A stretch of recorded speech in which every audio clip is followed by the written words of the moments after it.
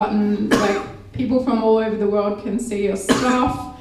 And I think like you have to look at it for what it is. It's a free website. I mean, depending on which one you're using the most, you know, it's a free website.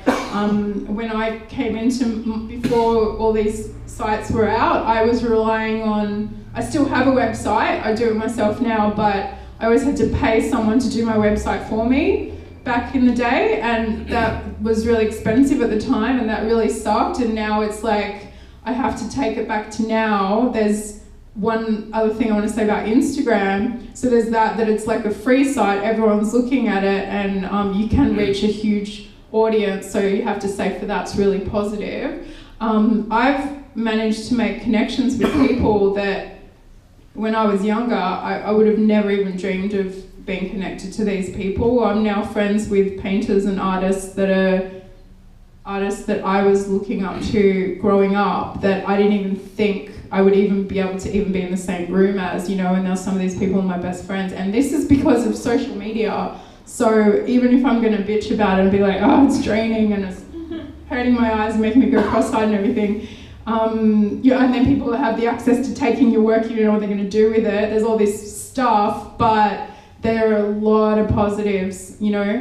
Your career can really go like this from, if you use it wisely, to do the connections wisely. Like, you all have the ability to go, this is my favorite superstar, artist, rapper, you know, musician, actor, and if they have an Instagram account or a Twitter account or whatever, and you can get at them somehow, like, there is a chance that you can get at them, you know, if you do the right thing, you know, if you do the most eye-catching thing. It happens to a lot of people. So it's kind of like, if you use it wisely, I think it's very powerful and it's pretty cool. So I'm not going to bitch about it too much. There you go. All right, want to add to that? Yeah, I definitely agree with the double-edged sword. Yeah. That's for real. Yeah, for real. And also I feel like if you're in control of your social media, then it's kind of like you can make it your baby, you know. And sometimes when you're not in control of your social media or media period, you know, like when you're on a TV show or whatever, the media can kind of construe whatever story they want about you. And there's so many trolls and there's no accountability on the internet, so people say some crazy stuff that can either like really uplift you or make you depressed and like suicidal. Like, you know, it's just crazy what people say out there. But social media has definitely been positive mostly in my life when I'm in control of it. It can level the playing field for sure. You have control, where before you had to go through some gatekeeper to get to your people. It's true. Yeah. So now that we got into that, Juicy, there's another part that I feel we always overlook, but it's one of the most important things that we deal with. How do you guys deal with love interests, relationships, and the management of that in your art business? Because a lot of times it's mostly overlooked. And I've had a situation where I was managing an artist, and we had a great system dialed in for almost a decade. Gets a new girlfriend, has a whole different definition of what a manager should be, and he fell back, and all of a sudden I became the devil. You know, and it happens so often. I mean, it's, you know, so how do you guys deal with that? Can you just ask that question one more time? Yes. How do you deal? Okay, so we talked about time management between art and business, right? Your creative side, the paperwork side. But how do you guys deal with your love interests, your boyfriends, your girlfriends, and managing that relationship in conjunction with the business and the heart of what you're trying to do as an artist, a career? Well, my boyfriend is also self-employed and also a creative artist. So he does video and music and all kinds of stuff.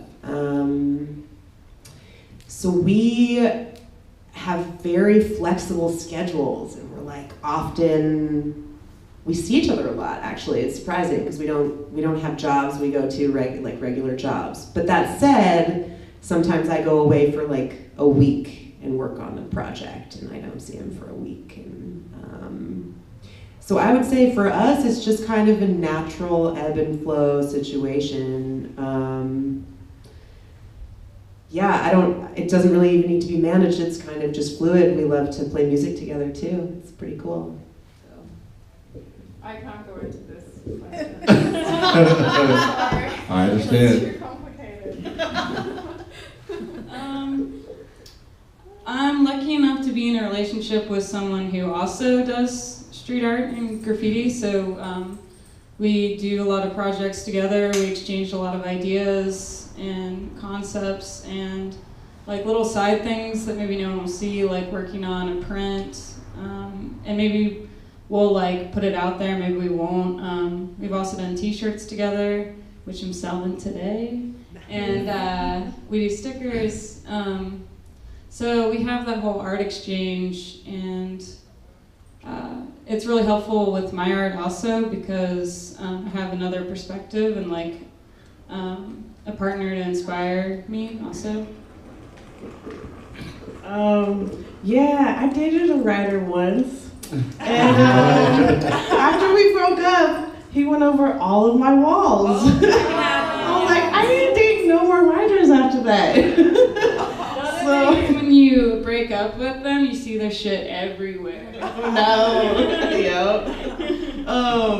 But so I kind of stayed away from dating other writers, but it's definitely intimidating, I think, when people find out what you do. They're kind of like, whoa, she's hardcore. I don't know if I can handle this.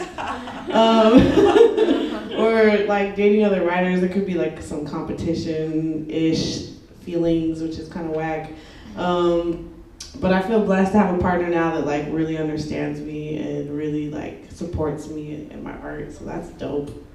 Right. So let me double down with that. Because it's not just dating other artists, but it's just how do you deal with love and business? Like they may not be partners, but the time management. Because a lot of times, if your artist, for example, let's say your boyfriend or your girlfriend is not in the field that you're in, and they don't understand how you work and when you are creative, and you may work through the night, and they work through the day, and they may want more of your time over here, but that's pulling away from your career. Like the management of all of that energy, right? Because there's only so much energy we have in a day, and so that's more what I was trying to get at. That I don't date graffiti writers either. Well, like Janis Joplin says, get it while you can. So just a lot of communication, and also, I mean, if they're down with what you do, you know, you'll figure out how to make time. Like bottom line. Okay. I was in serious relationships for like 12 years or something up until about 8 years ago, 7 or 8 years ago, and in that time it's just complicated because it's hard to, only if you're with someone that supports what you do entirely, like 100%, can you still be that same person that does your art in a relationship. Is why it's sort of like hard for me to answer this question, because it is like, it's a really big thing for me. I'm super private about my dating life because I have a super open page into the social networking pages, so I don't post things like that, you know. I'm usually pretty private about it now, and I have in the past, and it's been disastrous because they just all I've been with someone that was like, you know, so excited to be with me as this Deb person, not like me as a person, and it was all like, I'm with Deb, and you know, that it just would drive me, you know, insane. It's not like, you're not like that, you just like, get off me, you know. So for me, I was like in these relationships with like, I guess people that weren't accommodating to what all the time I needed to put into my art was super important. And that just shows me that I'm not with the right people, you know, because it should never take away from the time that you're doing. I would travel a lot for work, so it's like, if you can't let me go for a month or a time, you know, a month or a week or a few days, and that's a big deal to you, you're not for me, you know. So I've now been single for like 7 or 8 years because I have not yet found someone that I feel like I can be. I've become so strong as an independent artist, like I might start dating someone, and if I feel a vibe that I'm not going to be able to put all hours of the day that I want into my art with this person, I'm just going to run for the hills, because I've spent so much time trying to be that independent person, but what I am really, really hoping to find at some stage, and I mean, even hearing you guys talk, it's cool because there's hope, right? Is a person that like will feed that, you know? And, you know, maybe that would be someone that absolutely couldn't draw a stick figure. I kind of would be really into that, you know, because I think that, I think A, there's no competition, and B, it's like, you know, you don't understand what I do and it's really exciting, right? And I don't understand what you do and it could be really boring, but to me it's exciting because I don't get what you do. So I'm actually like, I have dated artists, I have dated graphers. It's like, for me, it's just that whole thing of like, I know how you did that is hard for me to get excited about. I get excited about my friends doing that. It's really awesome, but like just with a love interest, it's like I want to come home at the end of the day and be like, I don't have a fucking clue how you did that. That's really exciting. So that's kind of what I'm looking for. I want someone that's the complete polar opposite to me. All right. Yeah. Great answers. Great answers. All right. Thank you guys for answering. That's not always the easiest one to answer, but you guys. I was gonna say, if you're single and you don't want to date a graffiti artist, just date somebody who's really good at financial planning as an accountant. That's a contrast when you can have that balance. Get your life. Yeah. Or a doctor after we lose all this. Yeah, or that too. All right, so we have a few more questions. We'll open up to questions, and then you guys can slang merch and hang out. What is the common misconception of being a professional artist? Like, you know those memes, like what people think I do, what my mom thinks I do. What is the biggest misunderstanding? Like, people think I'm always like, but I'm really like, you know. I was just gonna say it's not in the meme tip really, but I think the most horrible paradigm and striking misconception that exists regarding art is that that to be an artist, you have to be starving. Starving artist syndrome is just whack. It needs to go away. Fuck that. Let's not talk about that anymore. Let's not adopt that. Let's not hold that true anymore.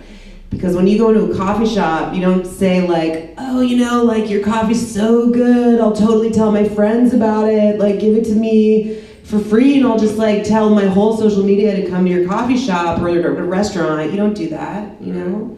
And you don't ask, and if you want something for free and they're not going to give it to you, you don't ask them to explain why they can't give it to you for free. It's like, no. So no, this paradigm needs to go. It's old news, it's ancient, and I'd say that is the most common thing I hear all the time. Like, you must be starving. I'm like, actually, no, I feel great. I love my life. I love food so much. I just want to eat all day non-stop. It's the best thing ever. So I don't want to be starving. I spend all my money on food. And but then there's the other thing that really pisses me off is when people are like, oh, you're this like, you know, amazing artist, like, oh my god, you must have heaps of dough. It's like, what? I don't have any money. You see all this food? I spent all my money on food. I spent all my money on food, and then I have no money. I'm like, I live in San Francisco. I'm not a citizen. My life is very complicated, you know, like for all those reasons. And other reasons, it's, you know, it's hard work. You have to work so hard to be an artist. Like, there are some artists that have just fallen into really lucky situations. They might not even necessarily be that great, you know. Some are great, some aren't that great, but they're just lucky. Or they might have come from an inheritance or something. You just never know. Some of these artists that you see that are like doing these really, really huge projects, some of them are doing that because they got there, and that's amazing. There are also some that just have tons and tons of money, and that's very lucky for them, you know. But you can't assume that every artist that maybe has like a big social networking page or something like that has heaps of money. It's just like, maybe figure out how old they are, how long they've been doing their thing for, you know. It's like, if anyone ever says to me, oh my god, you know, you're 38, you know, and you're in San Francisco and doing this, oh my god, you're killing it, you must have so much money. Now it's like, I've had to work so hard to get to this where I am, and I'm still struggling, it's hard, but you do it because you want to. But I feel at some point, I keep telling myself, be able to get that TV that I want, and it'll be like, things will be comfortable, like you'll get there eventually. It's cool, I'm in a nice place, but it's like, I've got to work really, really, really hard, and it is that career path. Anything in the arts is really risky, and you'll make it if you stay in it. But if you fall off because you can't handle that life, well then maybe that life is just not even for you. You've got to want to be there, and you've got to fight it out. If you haven't come from money, that can't be the reason that you do this game. This game is not to get the money. It's just because it's in your heart. It's not a get rich quick scheme at all. There are a lot of other ways to make some serious money if that's what you're trying to do. Sugar daddy dog. Sugar daddy. I should go there. Sugar daddy. Is that real? Okay. That's a real thing. Y'all know about it? Yeah, my friends do that. Oh, she's like, that's for my friend though. Yeah. All right. All right. Sugar baby. Sugar baby. Oh, that's cool. Find a younger person to take care of me. Better. All right. So one thing, last couple questions. You want to add to that? I just have a quick one. Oh yeah, go for it. I'm sorry. Sometimes you show up to a wall with like your whole color palette, the whole rainbow, and like some of your homies are like, dang, you got all this paint? Did you rack it? Like, how did you get all this paint? And sometimes they'll think like, either you bought it and you're hella rich, you got all this paint, because I have a nice paint stash. Right. But I hustled all that paint from hella different gigs and murals, And then they're like, what, you didn't rack it? You ain't a real writer? And it's just like, hey, just because I've got a dope paint stash doesn't mean you gotta hate, Yeah. So if you see somebody with a fly ass paint stash, don't just assume they stole it or they're rich. They may just be very crafty and resourceful. So how does being a woman affect your professional career, good and bad? What are some of the benefits and detriments from your perspective of being a woman professional artist? This question could go on for a Yeah. long time. This might even be. We'll just say part one. We'll call this part one in case it goes on longer and I have to cut it, but we'll call it part one. I would say being a woman artist, it affects me the same way it affects all aspects of life, being a woman. So everything that you run into, you're going to run into in art. So I